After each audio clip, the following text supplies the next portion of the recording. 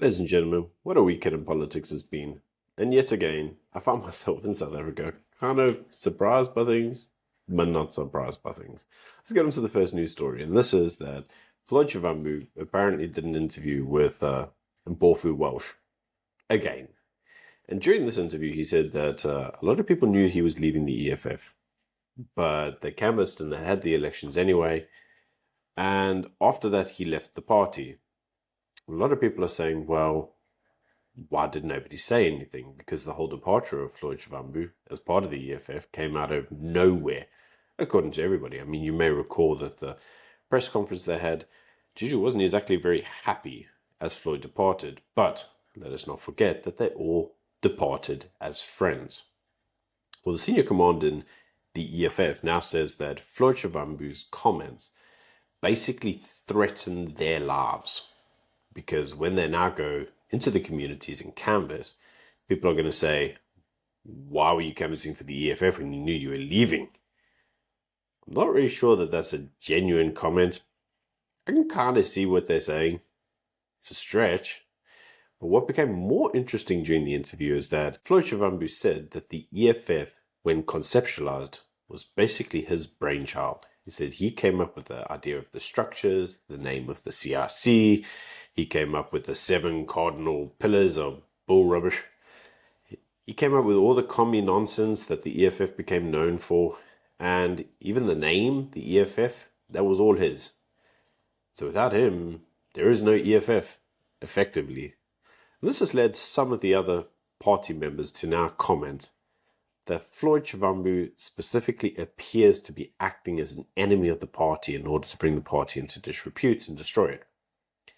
A lot of them are saying, well, you left you as a brother, but now you're an enemy. And I've got to reflect on that and say, this seems stupid. He joined a rival political party. The whole point of political parties is to one day be the official party, the one in government. You being the sole official party, the one in government. That means you're not really going into an election looking to become a coalition or friends with others. You're looking for an outright majority.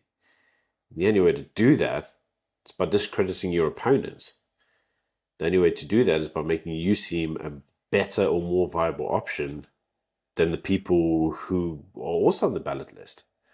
Let us not forget, as an example, when Kamala Harris was fighting the battles to win the primary against Joe Biden, she referred to Joe Biden as a racist. Yeah, she actually did that. Go look it up. And want us to remind ourselves that she said Joe Biden was a foul, horrible person. Until he appointed her as a VP, and then she sat there for how many years defending him and his integrity because they were now friends. This is how politics works. People are your enemies until they become your friends. People are always going to be your enemy when they're on the other side of the line, because the whole nature of politics is you want to win. And quite often you find with these specific type of parties like MK, the EFF, and so forth, where the actual political policies in place all basically appear to be the same, that causes potential problems. Because what it effectively means is you can't distinguish one party from another. Well, in that instance, you can only resort to ad hominem arguments. All you can do is revert to basically downplaying your opponent to smear their name, because you can't really beat them on points of policy. And this, unfortunately, is where these two parties find themselves. So, with that being said, the entire debacle shouldn't be that surprising, should it? And apparently it is, but I don't know to whom. But let's move on to a second story. And that is, Ramaphosa said during the weekend that the ANC is in a crisis of authority. They lack legitimacy and the trust of the people. So what he wants to do is introduce a compulsory program that all ANC members are going to have to undertake, which will promote forms of ethical orientation. So that's exactly how he referred to it. And I laughed at this substantially. He says that the ANC still has a lack of trust trust in the ANC is going down, not up, and he can't understand why. And I'm reminded of a news story from last week. And for those of you who haven't seen it, you missed out. But it was basically a story around the SASSA grant. Remember the 350? Now the 370 grant? Well, effectively, what the story was that some university students in the Western Cape had found that their IDs and had been attached to cell phone numbers, and people were making grants against their name, but they had never made the grant. Now, what had effectively happened is that some students that worked in IT had gone out and basically registered to apply for grants. And when they attempted to apply for grants, they effectively found that they couldn't, because the SASSA system said, you've already got an active grant, can't apply for another one. They were like, but we don't. So they found that curious. They asked a number of their classmates to also apply, and their classmates found that they also had got active grants on the system, even though they had never applied for a grant. And what it eventually turned out is that there are a significant amount of IDs out there that are currently assigned a 350 grant, and effectively these individuals never actually got the grant money. And this has shown that there's this wide-scale fraud at SASSA, which is interesting because I've asked some individuals as well, even in the Eastern Cape, have you applied for it? And they actually say in their location, everyone knows it's a waste of time to apply for because apparently they're all under grant recipients anyway. And all of them are saying, no, we're not. Now, I'm reminded that one of Ramaphosa's key things that he tended to say was that the ANC was great because it was paying out all these grants to loads of people in the country, and how fantastic it was uplifting people. But it would now appear that the grant payments may be assigned to IDs. You yourself may even be a recipient of a grant, even though you're not really, are you? Somebody's scamming your ID. You can let me know in the comment section below if you've found yourself to be one of these individuals. But it's interesting that the actual amount of recipients who are actually getting the grant legitimately now appear to be questionable, thanks to what these university students basically stumbled upon. And it was very interesting to see what the actual fallout of this was.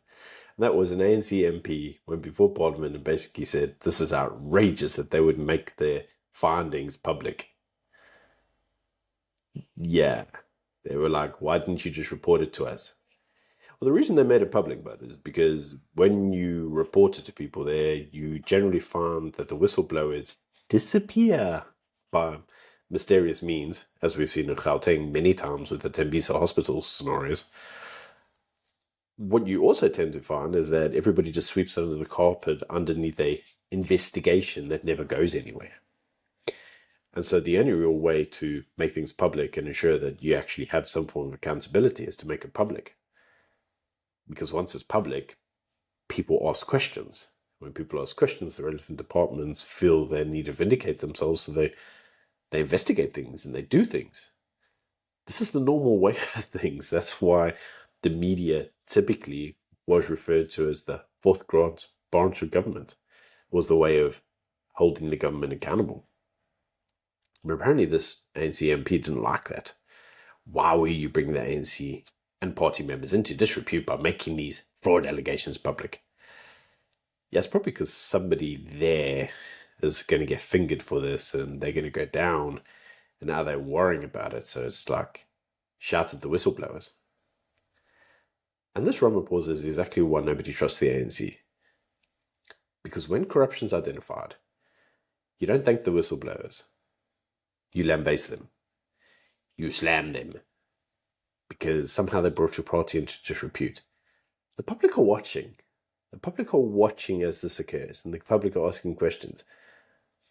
If you know there's corruption there, and the corruption has been exposed, and you do nothing about it, that means you're complicit in the corruption itself, even if you're not active in the corruption. Silence is deemed to be consent. This is well known everywhere, right? There's even a legal principle. Silence shouldn't be consent, But in many instances, to do nothing is to allow it to occur. This is why no one trusts the ANC. Because we can see the corruption occur and no one steps in to stop it. And it's quite telling that when their mate goes down for it, they don't support the people who are bringing them into question. They ask questions of, how dare you bring my mate into disrepute because he stole stuff? Yeah, And again, we saw this with the whole former Joburg mayor, the one that did the insurance scam. And we saw that individual, apparently his crime of scamming people for insurance monies wasn't that big, according to some ANC members.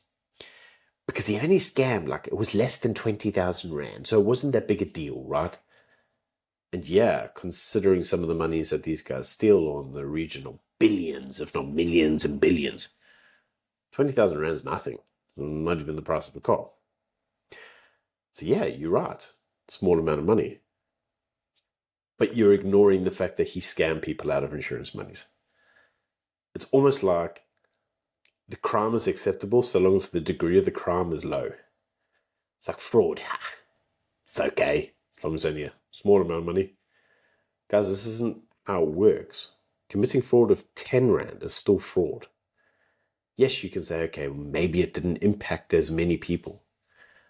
But I'm reminded that just because you scammed one guy who's a multi-billionaire and you scammed him out of 100 million and it was barely a tax write-off for him versus 20 people and this was their last 50 Rand and they starved for the rest of the month. You may say, yeah, but the guy you scammed that can afford it, the tax write-off, well, that's acceptable. But it doesn't take into account the economic costs that you've had on the individual you scammed. These were people with not a lot of money who were paying insurance on funeral policies. And anybody out of a location knows funeral policies are a big business. You need to have one because the send-off when you die, the funeral, is important to the community. So to say that, well, he only scammed them out of 20,000, it's okay. No, it's not.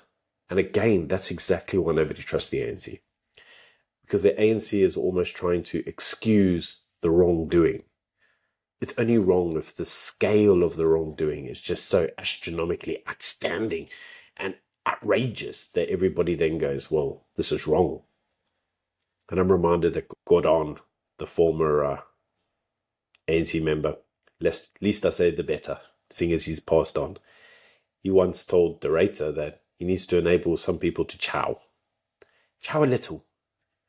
It's not that the fact that chowing is wrong. It's not the fact that you're looting the fiscus and you're stealing the money. You need to allow it a little bit, because in little quantities it's okay. And no, it's not. Everybody else with the normal brain cell that isn't in politics doesn't consider it to be okay regardless of any amounts or any figures. But the ANC wants to excuse it. And this Ramaphosa is why no one trusts your party. And it doesn't matter how many compulsory training programs you put them through. They're not going to trust your party until you actually take the issue seriously, which you never are going to. But anyway, that's my thoughts. You can let me know what you think in the comment section below. Until tomorrow, bye.